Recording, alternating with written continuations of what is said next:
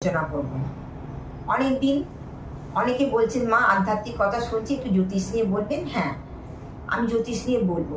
জ্যোতিষ যদি কেউ শিখতে চান, কেউ তন্ত্র সাধনা শিখতে চান, কেউ নিত্য পূজা পদ্ধতি কর্মক্রিয়া শিখতে চান, কেউ বা রেকি শিখতে চান, কেউ বা হুরারি মুহূর্ত শিখতে চান, আমাকে ফোন করে আমার চেম্বারে দেখা করুন। অনলাইনেও আমি শেখাই, অনলাইনেও কাজ করি, অনলাইনেও শেখানো যায়। আপনারা তো জানেন আজকের দিনে টিভি রয়েছে, মোবাইল রয়েছে, ভিডিও রয়েছে। ভিডিওর মাধ্যমে আমি শিখিয়ে দিচ্ছি। এখান থেকে অনেক দূরেতে কেউ রেকি শিখছে, জ্যোতিষ শিখছে, অনুষ্ঠান দেখে ভালো লাগছে, কত ইমপ্রুভ করে তারা জ্যোতিষী হয়ে গেছে, খুব ভালো কাজ করছেন। আমি হোয়াটসঅ্যাপে দেখি, তারপরে ইউটিউবে দেখি, ফেসবুকে দেখি, আর কি দেখি, ইউটিউবে দেখছি, ভিডিওতে দেখছি।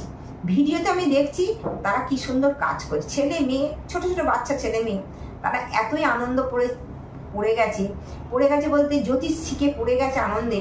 কারণ জ্যোতিষ হচ্ছে সামুদ্রিক শাস্ত্র। এই শাস্ত্রকে আমি 18 বছর ধরে অধ্যয়ন করেছি। আজকের ছেলে মেয়েরা বহু বছর ধরে আমার থেকে শিখছে, অধ্যয়ন করছে, তারা চ্যানেল মিডিয়া করছে, সব করছেন।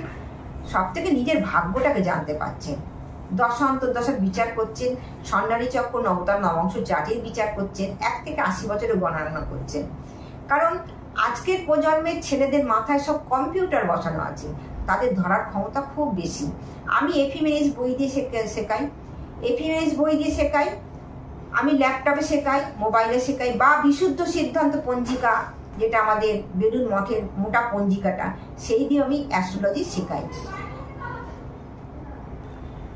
এই যে বাচ্চারা এত কিছু শিখছে কম্পিউটার দেখে, মোবাইল দেখে, খুব ভালো লাগে, খুব ভালো লাগছে। কেননা এত সুন্দর অ্যাডভান্স যা আমরা পাইনি।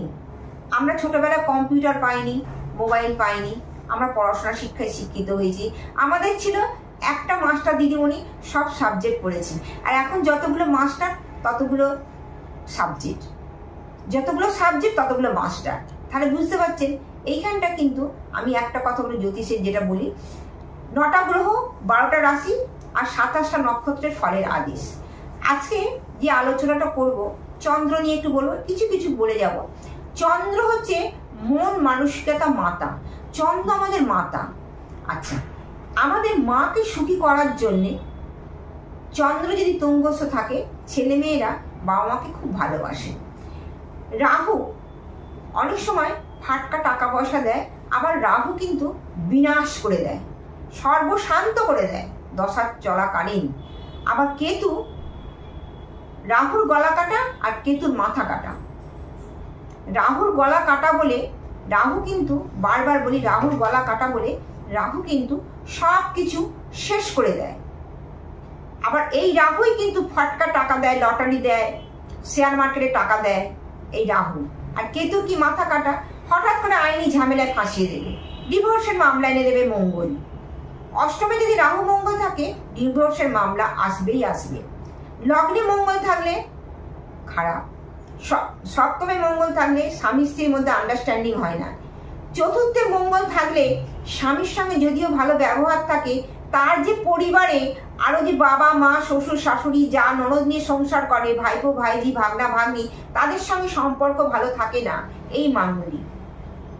তাহলে চতুর্থে, সপ্তমে, লগ্নে, অষ্টমে মঙ্গল খারাপ ফল দেয়।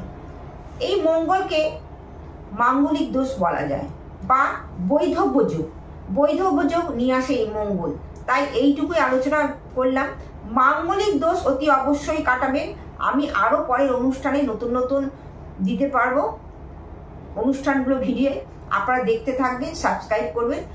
আপনার ঘরেই আগে অনুষ্ঠানটা, ভিডিওটা পৌঁছে যাবে যদি আপনি সাবস্ক্রাইব করেন, আগেই আমি দেবো আপনাদের ঘরে। তাই বলবো, অনুষ্ঠান শেষ পর্যায়ে বারবার বলি, জ্যোতিষের আলোচনা ভিত্তিক অনুষ্ঠান করলাম, পরেরটাই আমি আরো বোঝাবো। কারণ দেখুন, সময় খুব খারাপ, সময় থাকতে কিছু জিনিস শিখে নিতে হবে, বুঝে নিতে হবে, আর আধ্যাত্মিক মনন চিন্তন রাখতে হবে। মাঙ্গলিক দোষ, বৈধব্য যোগ, অ্যাক্সিডেন্ট, ফাঁড়া, অপারেশন, এগুলো কিন্তু তন্ত্র মতে কাটানোর ব্যবস্থা আছে, আপনারা করে নেবেন। আজকের মতো অনুষ্ঠান শেষ করছি। নমস্কার, জয় মা।